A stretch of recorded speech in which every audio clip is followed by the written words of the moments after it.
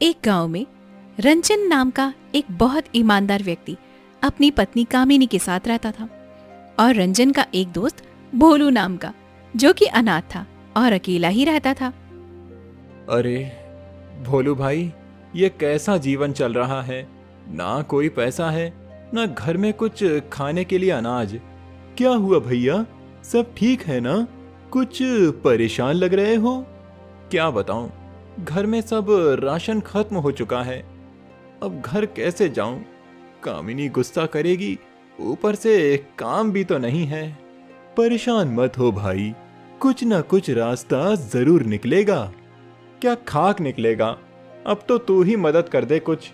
तुम तो जानते हो मेरा हाल, फिर भी पूछ रहे हो। तभी रंजन समझ जाता है और सोचता है कि कोई और रास्ता निकालना ही होगा।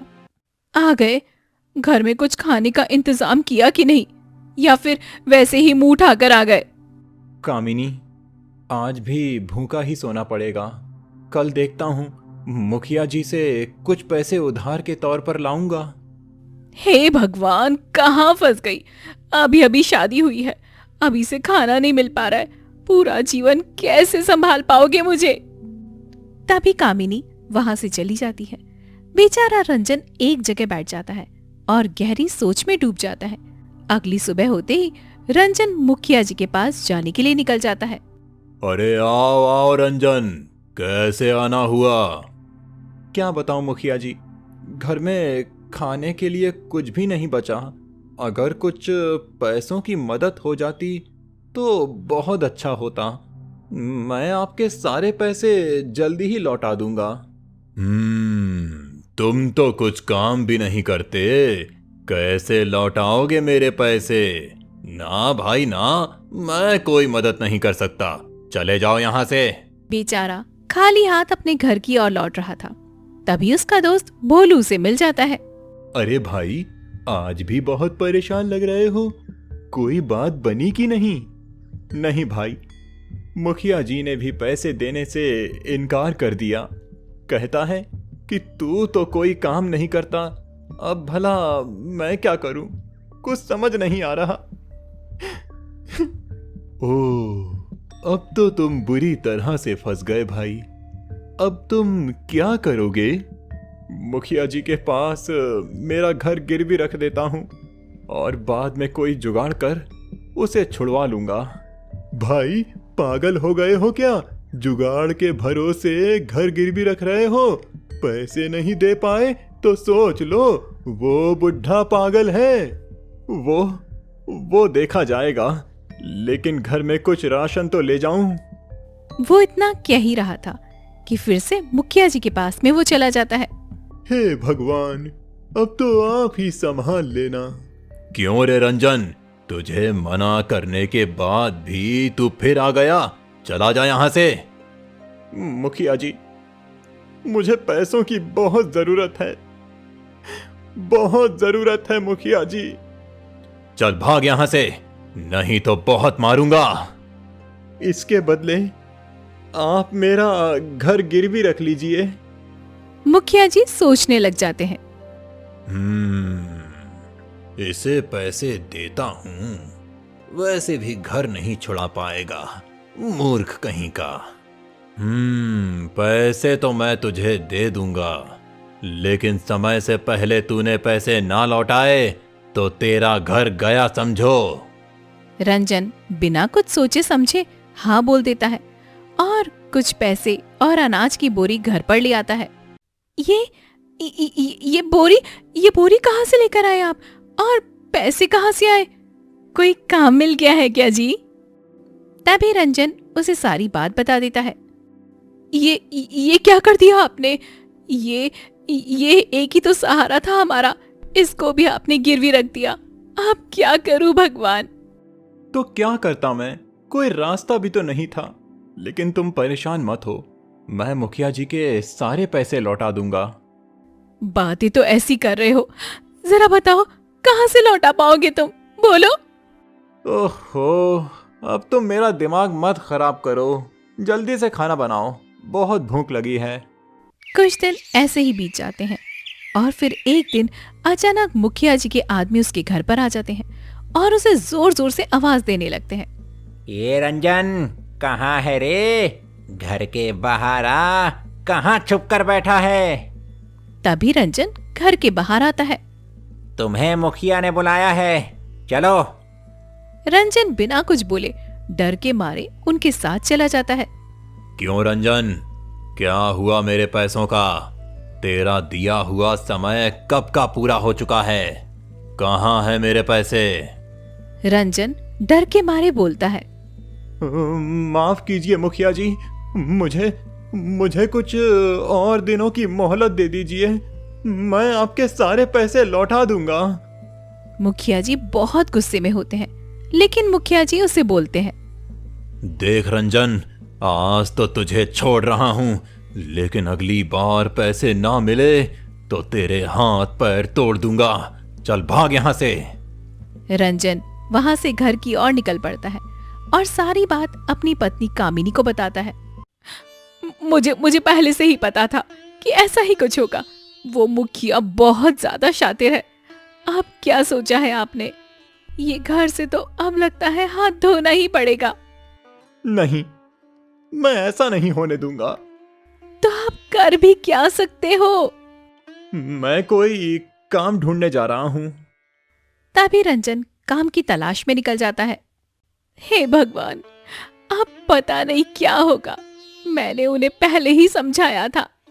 वो एक दुकान पर पहुंचता है और कहता है, भाई, मुझे पैसों की बहुत जरूरत है। कोई काम मिल जाता तो आपकी बहुत मेहरबानी होती। मेरे पास कोई काम नहीं है, मुझे ही काम दे दे तो अच्छा होगा। पता नहीं कहां कहां से चले आते हैं। चल भाग यहां से। रंजन वहां से दूसरी ओर चला जाता है। वो बहुत सारी जगह काम ढूंढने जाता है, लेकिन उसे कोई काम नहीं देता। बेचारा थक हार कर वो एक पेड़ के नीचे उदास होकर बैठ जाता है। तभी भोलू की नजर उस पर पड़ जाती है। अरे कहाँ हो तुम भाई? बहुत दिनों से मिले भी नहीं। कोई काम वाम तो नहीं कर रहे? कहाँ कोई काम? आज सुबह से काम ढूंढ रहा हूँ, कोई काम ही नहीं दे रहा। बस सब भगा रहे हैं। तुम घर जाकर आराम करो, तुम बहुत थके हुए दिख रहे हो। अब तो घर कौन से मुंह से जाऊंगा? मेरी पत्नी मुझसे आस लगाए बैठी होगी। रंजन घर की ओर निकल जाता है। लगता है आज किसी ने काम नहीं दिया। नहीं कामिनी, किसी ने काम नहीं दिया। तुम सही कह रही थी। अब मुझे समझ आ रहा है, मैं बहुत बुरा फंस गया हूं, बहुत बुरा। ऐसा करते करते कुछ दिन और बीत जाते हैं। ए रंजन, बाहर आ, आज तो तू गया। तभी कामिनी डर के मारे रंजन को नींद से उठाती है।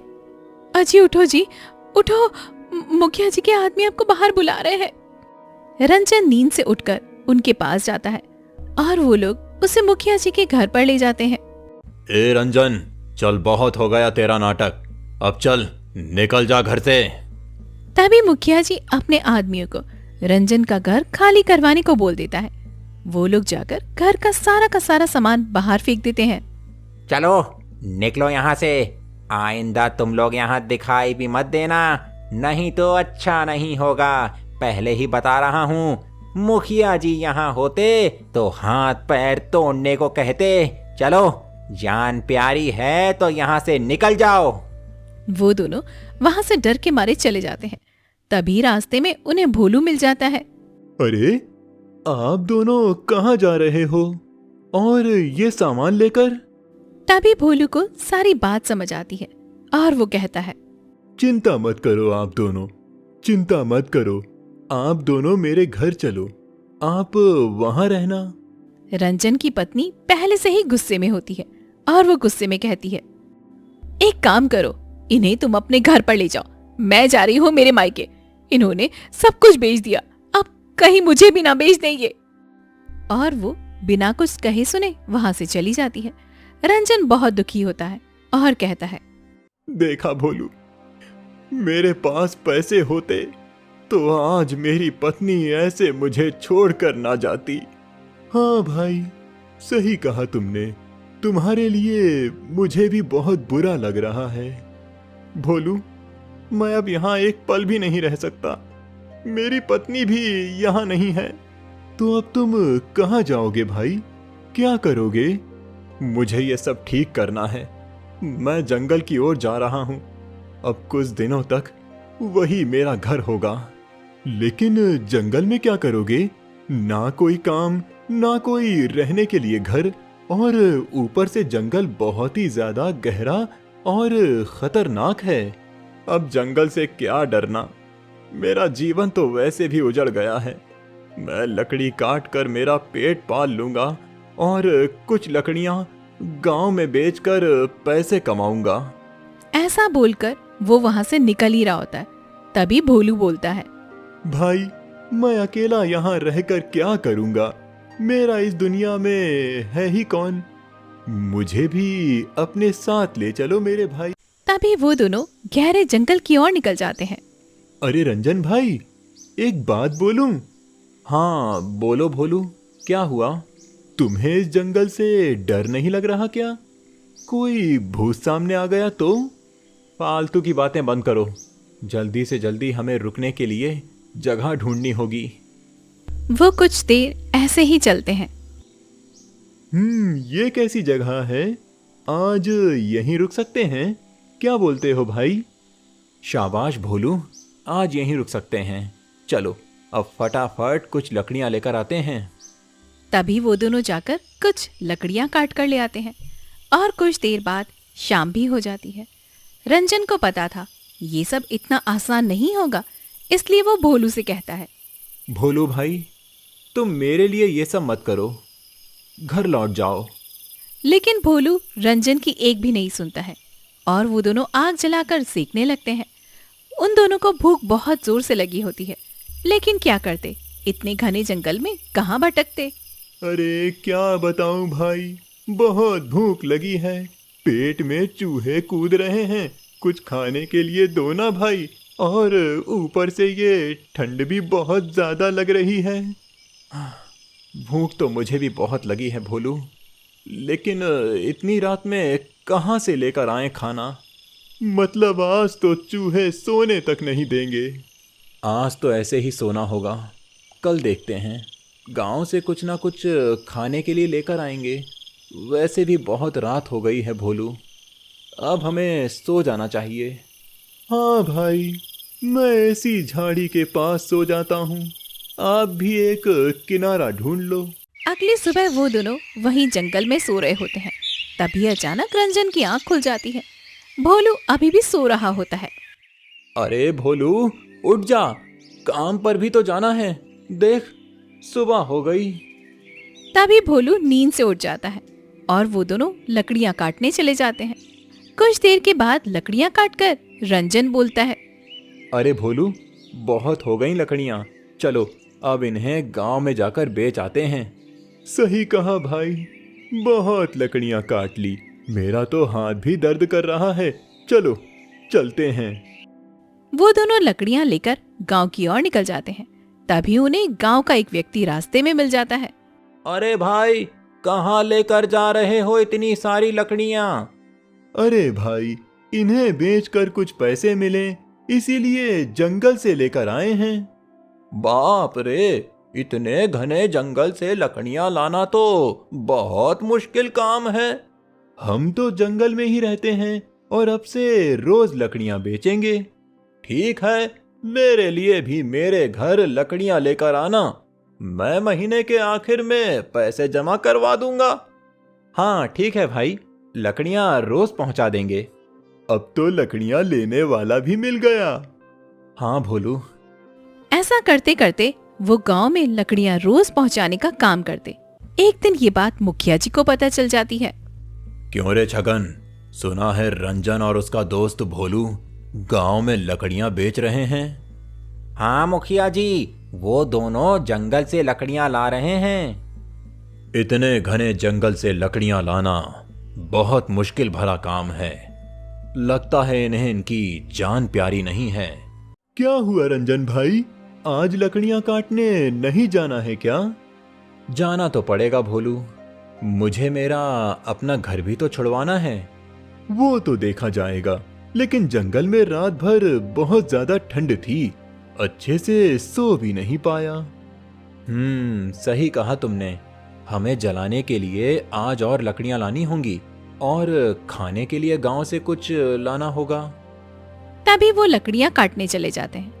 वो कुछ लकड़ियां काटकर गांव की ओर बढ़ जाते हैं। तभी उन्हें गांव का व्यक्ति मिल जाता है और वो उनसे कहता है, ओ दोनों मूर्खों, क्यों अपनी जान की बाजी लगा रहे हो? पता है ना, जंगल बहुत ही खतरनाक है। हाँ गोपाल, पता है, लेकिन कर भी क्या सकते हैं? वो मुखिया जी मेरा घर ले चुके हैं, मुझे उनके पैसे भी तो लौटाने हैं।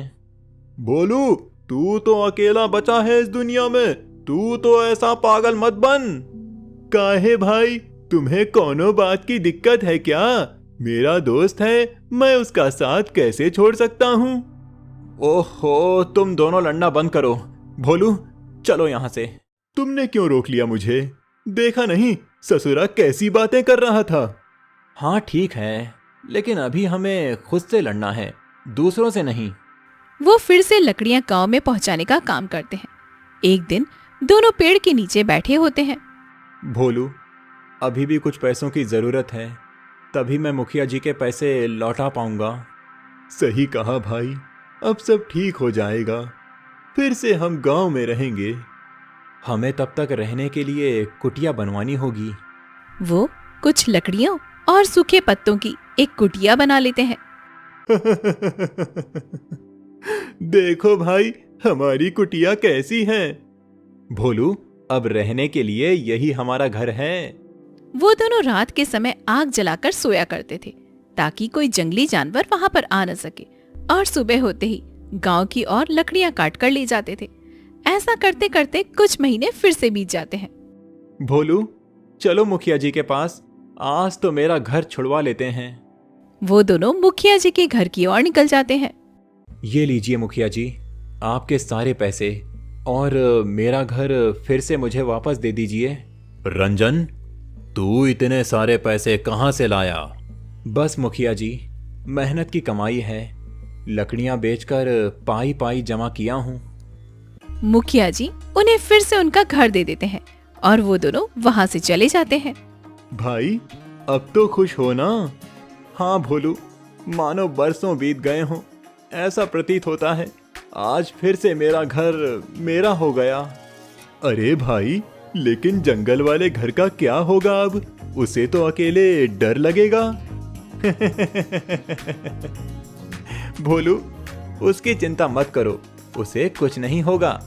वो दोनों रंजन के घर पहुंच जाते हैं। हे भगवान, ये कैसी हालत हो गई घर की। तुम परेशान क्यों होते हो? हम दोनों इसे ठीक कर देंगे। वो कुछ ही देर में सब कुछ ठीक कर देते हैं। लो भैया, हो गया एकदम नया घर, अब अच्छे से रहो। तुम्हारा बहुत बहुत धन्यवाद भोलू, तुम्हारा ये उपकार मैं जिंदगी भर नहीं चुका पाऊंगा। ओह, अब मुझे शर्मिंदा मत करो भाई। एक दिन ये बात उसकी पत्नी कामिनी को पता चलती है। उसके पति का घर उसे वापस से मिल गया है। वो तुरंत उनके पास जाने के लिए अपने घर से निकल जाती है। तुम यहाँ? मुझे लगा तुम अब कभी नहीं लौटोगी। तुमने मेरा साथ छोड़कर मुझे बिल्कुल अकेला कर दिया था, बिल्कुल अकेला। मुझे माफ कर दीजिए जी, मुझे मेरी गलती का एहसास हो गया है। रंजन उसे माफ कर देता है और उनसे कहता है, तुम देखना, मैं और मेहनत करूंगा और तुम्हें खुश रखूंगा। लेकिन आपने ये सब कुछ कैसे किया और आपको काम किसने दिया? मुझे किसी ने काम नहीं दिया, मैं जंगल से लकड़ियां लाकर गांव में बेचकर अपना काम खुद किया हूं। लेकिन इतने डरावने जंगल में आप कैसे जाते थे? तभी भोलू बोलता है, क्योंकि वो हर पल उसके साथ ही रहता था। भाभी जी, हम दोनों वहां जाते ही नहीं थे, बल्कि वहां रहते भी थे।